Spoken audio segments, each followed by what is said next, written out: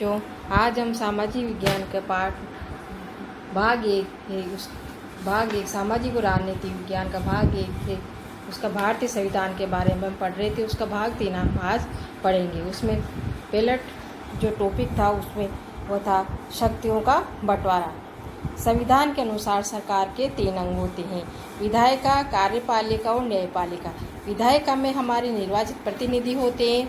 कार्यपालिका ऐसे लोगों का समूह है जो कानून को लागू करने और शासन चलाने का काम देखते हैं। न्यायालयों की व्यवस्था को न्यायपालिका कहा जाता है, जिसके बारे में हम इस पुस्तक की इकाई 3 में पढ़ेंगे। सरकार किसी भी शाखा द्वारा सत्ता के दुरुपयोग को रोकने के प्रावधान किया गया है। इन सभी अंगों की शक्तियाँ एक दूसरे से अलग होती है। शक्तियों के इसी बंटवारे के आधार पर प्रत्येक अंग दूसरे अंग पर अंकुश रखता है। इसी तरह तीनों अंगों के बीच सत्ता का संतुलन बना रहता है। इसी अध्याय में हमने राज्य शब्द का अक्सर इस्तेमाल किया गया है। आपको ये ध्यान रखना है कि इसका मतलब होता है कि इसका मतलब राज्य सरकारों से नहीं है। भैया बहनों, जब हम राज्य शब्द का इस्तेमाल करते हैं तो हम उसे सरकार के भिन्न अर्थ में लेते हैं। सरकार की जिम्मेदारी होती है कानून बनाना और लागू करना, लेकिन भैया बहनों, चुनावों के जरिए सरकार बदल सकती है, पर राज्य एक ऐसी राजनीतिक संस्था होती है जो निश्चित भूभाग में रहने वाले संप्रभु लोगों का प्रतिनिधित्व करती है।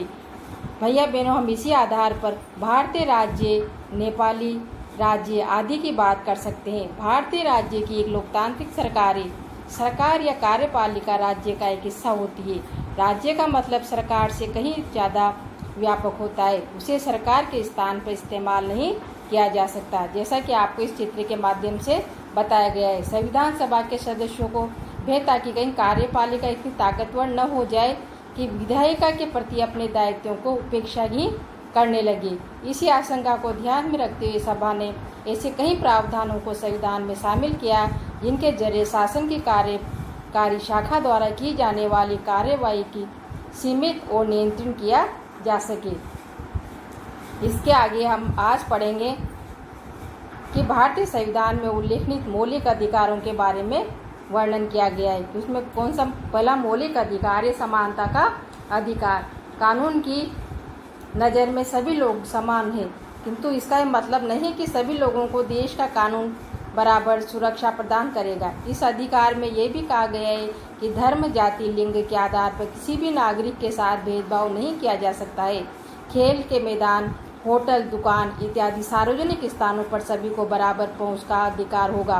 रोजगार के मामले में राज्य किसी के साथ भेदभाव नहीं कर सकता, लेकिन इसके कुछ अपवाद होते हैं जिनके बारे में इसमें किताब में हम आपको बताएंगे। छुआछूत की प्रथा का भी उन्मूलन कर दिया गया है। भैया बहनों, पहला अधिकार था समानता का अधिकार। दूसरा अधिकार है स्वतंत्रता का अधिकार। इस अधिकार के अंतर्गत अभिव्यक्ति और भाषण की स्वतंत्रता, सभा संगठन बनाने की स्वतंत्रता, देश के किसी भी भाग में आने जाने और रहने तथा कोई भी व्यवसाय, पेशा या कारोबार करने का अधिकार सम्मिलित है।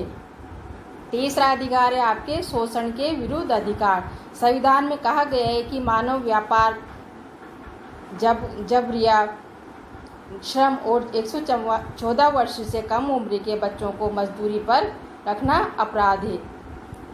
चौथा अधिकार है धार्मिक स्वतंत्रता का अधिकार। सभी नागरिकों को पूरी धार्मिक स्वतंत्रता दी गई है। प्रत्येक व्यक्ति को अपनी इच्छा धर्म अपनाने, उसका प्रचार प्रसार करने का अधिकार है। पांचवा अधिकार है सांस्कृतिक और शैक्षणिक अधिकार। संविधान में कहा गया है कि धार्मिक या भाषाई सभी अल्पसंख्यक समुदाय अपनी संस्कृति की रक्षा और विकास के लिए अपने अपने शैक्षिक संस्थान खोल सकता है। छठा अधिकार है संवैधानिक उपचार का अधिकार। यदि किसी नागरिक को लगता है कि राज्य द्वारा उनके किसी मौलिक अधिकार का उल्लंघन हुआ है तो इन अधिकार का सहारा लेकर वह अदालत में जा सकता है। ये अपने अधिकार थे, मौलिक अधिकार थे सारे। समानता का अधिकार, स्वतंत्रता का अधिकार, शोषण के विरुद्ध अधिकार, धार्मिक स्वतंत्रता का अधिकार, सांस्कृतिक और शैक्षणिक अधिकार और संवैधानिक उपचारों का अधिकार, ये आपके मौलिक अधिकार थे। भैया बहनों, मौलिक अधिकारों वाला खंड भारतीय संविधान की अंतरात्मा कहलाता है। मौलिक अधिकारों को ही भारतीय संविधान की अंतरात्मा कहा जाता है। औपनिवेशिक शासन ने राष्ट्रवादियों के दिमाग में राज्य के प्रति संदेह का भाव पैदा कर दिया था। इसलिए राष्ट्रवादी चाहते थे कि स्वतंत्र भारत में राज्य की सत्ता के दुरुपयोग से बचने के लिए कुछ लिखित अधिकार होने चाहिए। लिहाजा मौलिक अधिकार देश के सभी नागरिकों को राज्य की सत्ता के मनमाने और निरंकुश इस्तेमाल से बचाते हैं। इसी तरह संविधान राज्य और अन्य व्यक्तियों के समक्ष व्यक्तियों के अधिकारों की रक्षा करता है। भैया बहनों, मौलिक अधिकारों के द्वारा ही विभिन्न अल्पसंख्यक समुदाय भी चाहते थे कि संविधान में ऐसे अधिकारों को शामिल किया जाए जो उनके समूह की रक्षा कर सके। फलस्वरूप बहुसंख्यकों से अल्पसंख्यकों के अधिकारों की रक्षा का आश्वासन भी संविधान में दिया गया। जैसा कि मैंने आपको पहले इसमें बताया गया था कि संविधान में अल्पसंख्यक और बहुसंख्यकों के साथ कैसा व्यवहार किया जाता था। इन मौलिक अधिकारों के बारे में डॉक्टर अंबेडकर जी ने कहा था कि इसका दोहरा उद्देश्य है। पहला, हर एक नागरिक ऐसी स्थिति में हो कि वो उन अधिकारों के लिए दावेदारी कर सके। दूसरा, यह अधिकार हर उस सत्ता और संस्था के लिए बाध्यकारी हो जिसे कानून बनाने का अधिकार दिया गया है।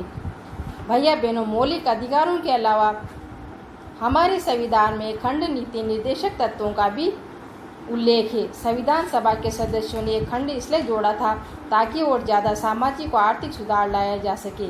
वे चाहते थे कि स्वतंत्र भारतीय जनता राज्य जनता की गरीबी को दूर करने वाले कानून नीतियाँ बनाते हुए इन सिद्धांतों को मार्गदर्शन के रूप में हमेशा अपने सामने रखे।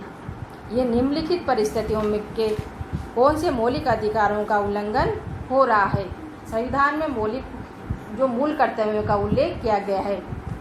पहला, इसमें 13 साल का वयस्क 13 साल का एक बच्चा कालीन के कारखाने में मजदूरी करता है।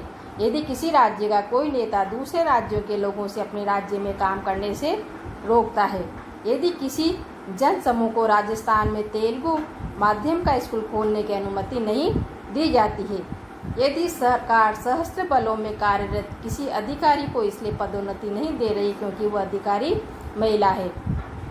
इसके अंतर्गत इसका अगला पॉइंट हम पढ़ेंगे धर्मनिरपेक्षता। धर्मनिरपेक्षता क्या होती है? धर्मनिरपेक्ष राज्य वह होता है जिसमें राज्य अधिकृत रूप से किसी भी धर्म को राष्ट्र के धर्म के रूप में बढ़ावा नहीं देता। इसके बारे में अगले अध्याय में विस्तार से भी पढ़ेंगे। यदि हम इस बात को समझने लग गए होंगे भैया बहनों, तो आप इस बात को समझ लगे होंगे कि कभी कभी देश का इतिहास ये तय कर देता है कि देश का संविधान कैसा होगा। संविधान उन आदर्शों को तय करने में एक महत्वपूर्ण भूमिका निभाता है जिन्हें हम अपने देश और अपने प्रतिनिधियों के जरिए साकार करना चाहते हैं। जैसा मैंने पहले आपको बताया था कि जिस तरह फुटबॉल के नियम बदलते हैं, खेल बदल जाता है, उसी तरह जिन देशों के संविधान में भारी बदलाव आ जाते हैं वहाँ देश का बुनियादी स्वरूप भी बदल जाता है। हम नेपाल में देख चुके हैं, वहाँ लोकतंत्र बनाने की जरूरत के साथ एक नए संविधान की जरूरत भी पैदा हो गई थी।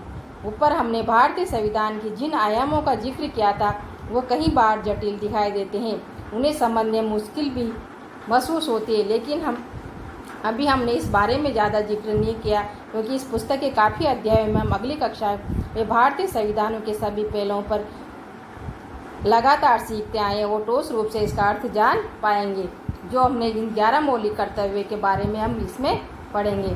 11 मौलिक कर्तव्यों में से प्रत्येक में संबंधित रेखा चित्र, तस्वीरें बनाए अथवा उनके कविताएं, गीत लिखे और इस पर अपनी कक्षा में हम चर्चा भी कर रहे थे। जैसा कि आपको उपरोक्त चित्र में तस्वीरों में दिखाई दे रहा है, 24 जनवरी 1950 को संविधान सभा में विभिन्न सदस्य अपनी आखिरी बैठक में संविधान की एक प्रति पर हस्ताक्षर कर रहे हैं।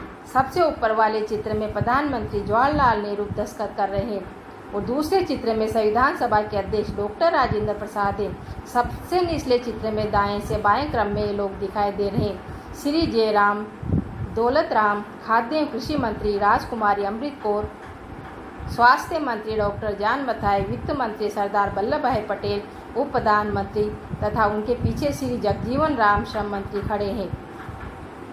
यह आपको इस पाठ के आपका भाग 3 पूरा हुआ। अब आपको इस भाग के अभ्यास प्रश्न करने हैं। जैसा कि मैंने आपको पहले समझा चुकी हूँ मैं आपको इसके बारे में कि आपको ये इस पाठ के प्रश्न उत्तर करने हैं। इसमें पहला प्रश्न है आपका, किसी लोकतांत्रिक देश को संविधान की जरूरत क्यों पड़ती है? इसमें मैंने आपको इसकी परिभाषा के माध्यम से आपको बताया था और नेपाल के बारे में इसकी जानकारी दी थी। तो आपको इसको पढ़ करके, इसको समझ करके इसके प्रश्न अभ्यास प्रश्न करने हैं। दूसरा, इसमें नीचे दिए गए दो दस्तावेजों के हिस्सों में देखिए। पहला कॉलम 1990 का नेपाल के संविधान है, दूसरा कॉलम नेपाल के ताज़ा संविधान में से लिया गया है। ये दोनों को आपको पढ़ करके इसमें से सही कानून के अनुसार इसमें लिखना है। तीसरा है, अगर निर्वाचित प्रतिनिधियों की शक्ति पर कोई अकुशल होता तो क्या होता है, इसमें आपको लिखना है। जो मैंने आपको बताया था, समझाया था कि 18 वर्ष का होने पर आप वो मत दे सकते हैं, और उसका विस्तार से बताया था। इसमें आपको इसमें से जो पॉइंट बताए थे वो आपको लिखने हैं। निम्नलिखित स्थितियों में अल्पसंख्यक कौन है? इन स्थितियों में अल्पसंख्यकों के विचारों का सम्मान करना क्यों महत्वपूर्ण है, इसका एक एक कारण बताइए। एक स्कूल में 30 शिक्षक हैं और उसमें 20 पुरुष हैं। एक शहर में 5% लोग बौद्ध धर्म को मानते हैं। एक कारखाने में भोजनालय में 80% कर्मचारी शाकाहारी हैं। 50 विद्यार्थियों की कक्षा में 40 विद्यार्थी संपन्न परिवारों से हैं। तो इसमें आपको बताना है कि किस तरह से इसमें उनका वो कारण क्या है, ये लिखना है आपको इसमें से। भारतीय संविधान के मुख्य आयामों की जो सूची दी गई है उसके दूसरे कॉलम में प्रत्येक आयाम के सामने 2 वाक्यों में लिखना है कि आपकी राय में ये आयाम क्यों महत्वपूर्ण है। संघवाद का पहला है इसमें संघवाद मुख्य आयाम, ये क्यों महत्व है। शक्तियों का बंटवारा, जो मैंने जो आपको पॉइंट बताया वो शक्तियों का बंटवारा में से आपको इसमें लिखना है। मौलिक अधिकार कितने हैं उसके बारे में आपको लिखना है। संसदीय शासन पद्धति, इसके बारे में मैंने आपको बताया था। उन भारतीय राज्यों के नाम लिखिए जिनकी सीमाएं निम्नलिखित पड़ोसी देशों से लगती है। इसमें बांग्लादेश, भूटान, नेपाल, इसमें आपको नक्शे में देख करके आपको उनकी सीमाएं बतानी है। धन्यवाद भैया बहनों, आपको ये पाठ पढ़ना है और इसके प्रश्न उत्तर इसमें से ढूंढ करके आपको करना है। अभी आपका इस पाठ पूर्ण हुआ, ये वाला पाठ आपका पूरा हो गया है। अब हम भाग 1 पढ़ेंगे। धन्यवाद।